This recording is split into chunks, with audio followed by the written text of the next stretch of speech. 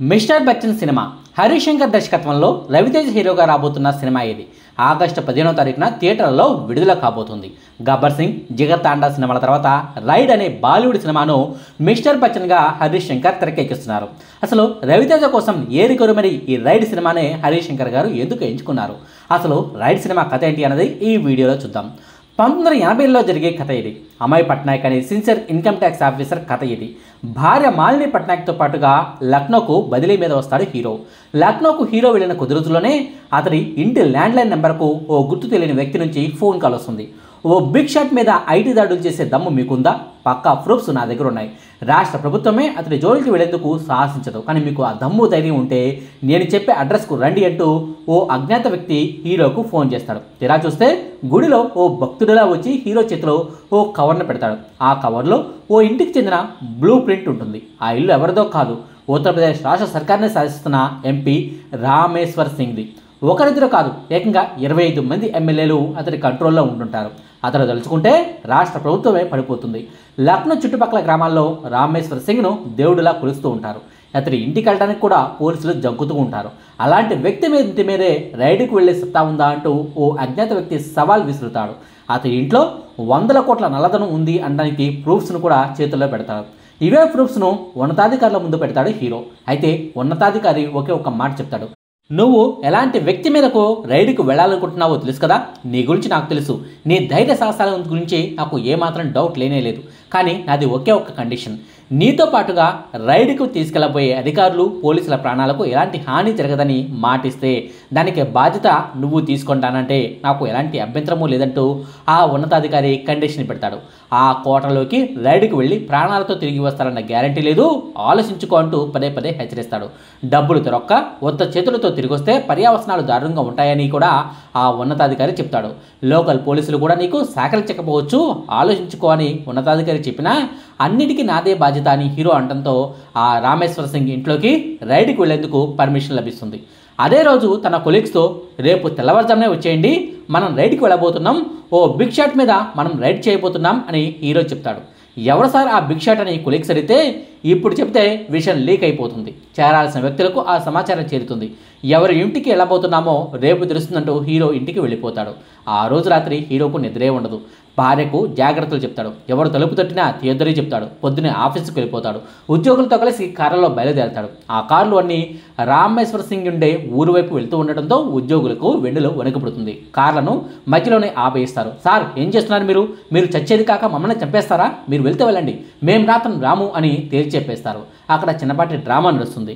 ఆ ఉద్యోగులతో ఒకటే మాటని చెప్తాడు హీరో, వచ్చినోళ్ళ జాబులు సేఫ్, రాని వాళ్ళు ఉద్యోగానికి రాజీనామా చేసి వెళ్ళండి, లేదంటే ఊస్టింగ్ ఆర్డర్స్ ఇచ్చేస్తానని బెదిరిస్తాడు. దీంతో ఇతర అధికారులు చేసేదేమీ లేక హీరోతో పాటు ఆ ఇంటికి వెళ్తారు. ఏంటిలా దారి తప్పి వచ్చారన్నట్టుగా ఆ ఎంపీ రామేశ్వర సింగ్ చూస్తాడు. అసలు విషయం చెప్పేసరికి నివ్వెరపోతాడు. ఎప్పటికైనా మించిపోయిందేమీ లేదు, తప్పైపోయిందని సారీ చెప్పి వచ్చిన దారిని వెనక్కి వెళ్ళిపోయింది, క్షమించి వదిలేస్తా, లేదంటే మాత్రం పర్యావసనాలు తీవ్రంగా ఉంటాయంటూ ఆ రామేశ్వర్ సింగ్ హీరోను హెచ్చరిస్తాడు. అయినా సరే హీరో బెదిరిపోడు, రైడ్ చేయడానికి ముందుకెళ్తాడు. లోకల్ పోలీసులను కొంతమంది సెక్యూరిటీగా పిలిపించి ఇంటి గేట్లను మూసేయిస్తాడు. లంకంత కొంప.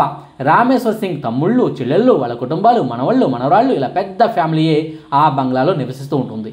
హీరో ఆదేశాలతో ఒక్కో గదిని తనిఖీ చేస్తూ వెళ్తారు అధికారులు. పరుపులను కోస్తారు, బీరువాల్లో చూస్తారు, బాత్రూంలలో చూస్తారు, పూల కుండీల నుంచి చిన్నపిల్లల స్కూల్ బ్యాగుల వరకు దేన్ని వదిలిపెట్టకుండా వెతుకుతూ ఉంటారు. చివరకు నీళ్ల సంపులను వెతికిస్తారు. అంతేకాదు బంగ్లా ముందు ఉన్న బావుల నుంచి నీళ్లను తోడి మనుషులను దూకించి మరీ వెతికిస్తారు. ఎంత వెతికినా ఎన్ని చోట్ల చూసినా ఏమీ దొరకదు, రూపాయి కూడా కనిపించదు. ఒక్కో చోట వెతికే పని పూర్తవుతున్న కొద్దీ హీరోలో టెన్షన్, ఒక్క రూపాయి కూడా దొరకడం లేదేంటంటూ ఒకటే టెన్షన్. చివరకు పూజా మందిరం వైపు అతని చూపులు పడతాయి.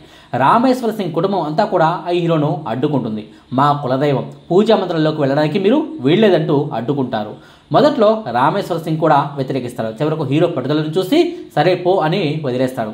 చెప్పులు గట్రా అన్ని విప్పేసి కాళ్ళను కడుక్కుని మరీ ఆ పూజా మందిరంలోకి హీరో అడుగు పెడతాడు. బియ్యం నింపి ఉన్న పెద్ద పెద్ద గిన్నెలను బోర్లిస్తారు. దేవుల ఫోటోలను బయటకు తీస్తాడు. లోపల ఉన్న చిన్న చిన్న పెట్టెలను కూడా చెక్ చేస్తారు. విభూది, కుంకుమ, పసుపు తప్ప ఇంకేమీ దొరకదు. అప్పటి వరకు హీరోలో ధైర్యం కనిపిస్తే నెమ్మదిగా ధైర్యం తగ్గిపోయి భయం మొదలవుతుంది. అధికారులను ఇంట్లోనే వదిలిపెట్టేసి మేడ మీదకు వెళ్తాడు. తన దగ్గర ఉన్న ఇంటి బ్లూ ప్రింట్ బయటకు తీస్తాడు. ఆ బ్లూ ప్రింట్లో కొన్ని చోట్ల చుక్కలు పెట్టి ఉంటుంది. ఆ బ్లూ ప్రింట్ ఇచ్చిన వ్యక్తి చెప్పిన మాటలను గుర్తుకు తెస్తూ ఉంటాడు. ఈ బ్లూ ప్రింట్ చేతిలో ఉన్నంత మాత్రాన నల్లధనం ఎక్కడ ఉందన్నది సామాన్యులు గుర్తించలేరు. కానీ మీరు వెరీ టాలెంటెడ్ ఆఫీసర్, దీన్ని జాగ్రత్తగా గమనించండి, ఇందులోనే క్లూస్ ఉన్నాయి అంటూ ఆ అజ్ఞాత వ్యక్తి చెప్పిన మాటలు గుర్తుకొస్తాయి. వెంటనే ఏదో గుర్తుకొచ్చిన వాడిలా కిందకు వచ్చి గోడను అనుకుని పెట్టించిన ఓ పెద్ద డిజైన్ ముందు నిల్చొని టీ తాగుతూ ఉంటాడు. ఎందుకో అనుమానం వచ్చి ఓ డబ్బా నీళ్లు తెచ్చి దానిపై కుమ్మరిస్తాడు. ఆ వెంటనే దీన్ని పగలగొట్టండి ఆదేశాలకు ఆదేశాలు జారీ చేస్తాడు. గొడ్డళ్ళు గుణపాలు తెచ్చి దాన్ని పగలగొడితే అందులోంచి నోట్ల కట్టలు బయటపడుతూ ఉంటాయి. అంతే, హీరో నోట చిరునవ్వు, ఆ ఎంపీ రామేశ్వర సింగ్ కళ్ళల్లో ఆశ్చర్యం ఒకేసారి కనిపిస్తుంది. నిజానికి రామేశ్వర సింగ్ మంచోడే, అక్రమార్జన చేసే వ్యక్తి కాదు. కానీ తనకు తెలియకుండా తన ఇంట్లో ఇంత డబ్బు ఎవరు పెట్టారా అని రామేశ్వర సింగ్లోనూ అనుమానం మొదలవుతుంది. మరోవైపు హీరో కూడా చేతిలో ఉన్న ఆ బ్లూ ప్రింట్ను పట్టుకొని డౌట్ వచ్చిన ప్రతి చోట గోడలను పగలగొట్టిస్తూ ఉంటాడు.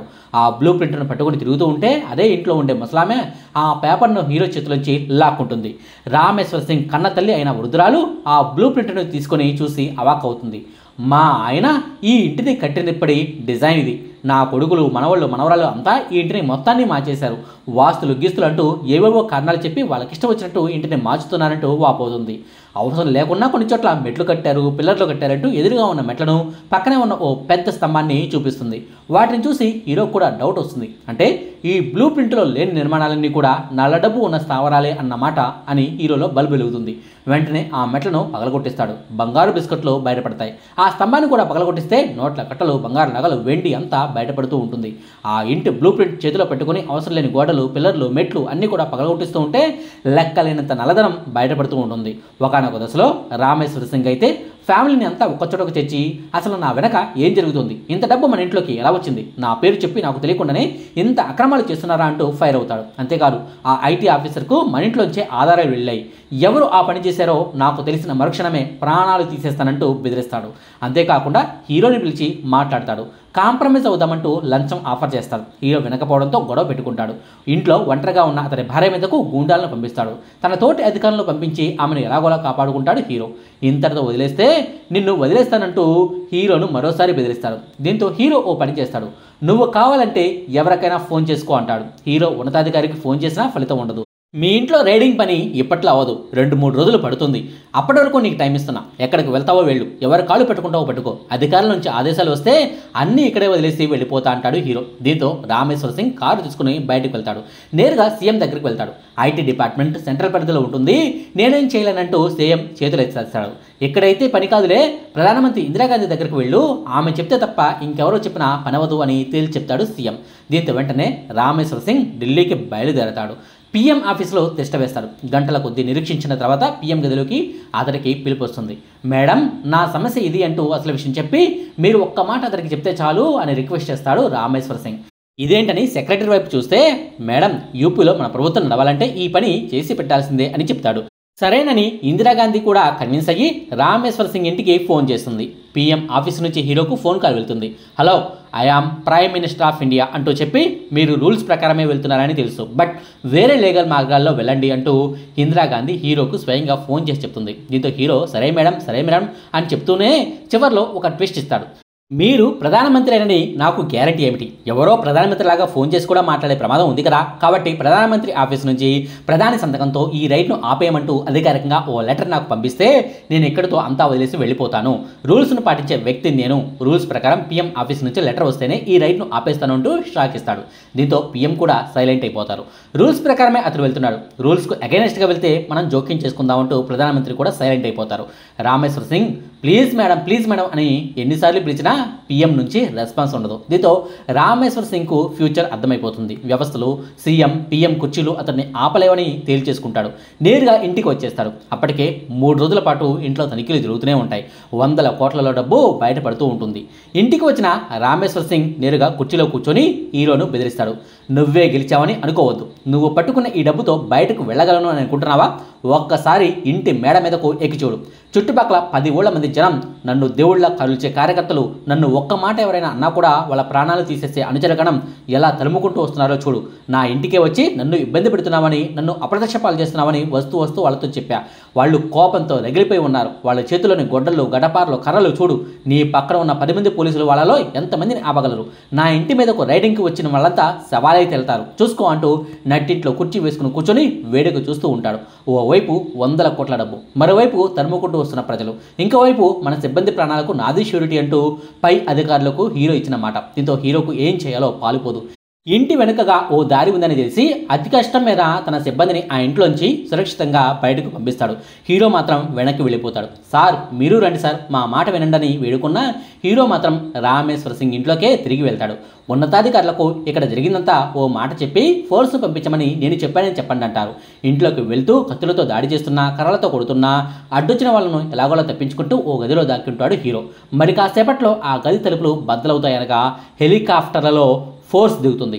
ఇక్కడ జరగబోయేది ఏంటంటో ముందే ఊహించిన ప్రధానమంత్రి ఇందిరాగాంధీ పంపించిన ఆర్మీ ఫోర్స్ ఆ ఇంటిని స్వాధీనం చేసుకుంటుంది.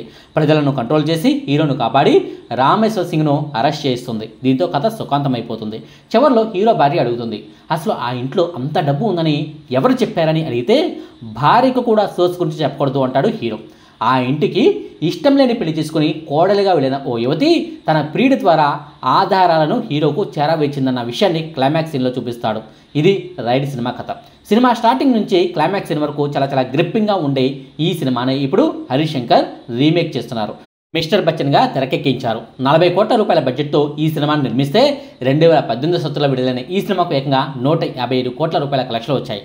పెట్టిన పెట్టుబడికి దాదాపుగా 4 లాభం ఈ సినిమాకు వచ్చింది. ప్రస్తుతం దీనికి సీక్వెల్ కూడా తెరకెక్కుతోంది. మరి బాలీవుడ్లో ఆ రేంజ్లో సక్సెస్ అయిన రైడ్ సినిమా 6 ఏళ్ల తర్వాత తెలుగులో మిస్టర్ బచ్చన్గా ఏ రేంజ్లో హిట్ అవుతుందో అన్నది చూడాలి. ఇదండి రైడ్ సినిమా కథ. మీకు ఈ వీడియో నచ్చితే లైక్ చేయండి, షేర్ చేయండి. మరిన్ని ఆసక్తికరమైన వీడియోల కోసం మా కొత్త ముచ్చట ఛానల్ను సబ్స్క్రైబ్ చేయడం మాత్రం మర్చిపోకండి. Thank you.